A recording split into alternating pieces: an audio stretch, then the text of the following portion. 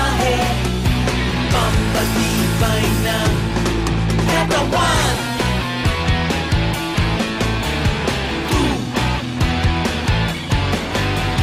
3, 4. Pag lumakad sa baha, magsuot ng bota para manatiling tuyo ang iyong paa.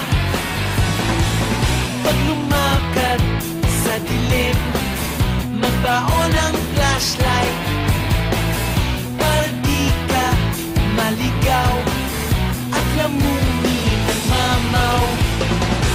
Agam na tayong kwento, ang bunyetang sundalo.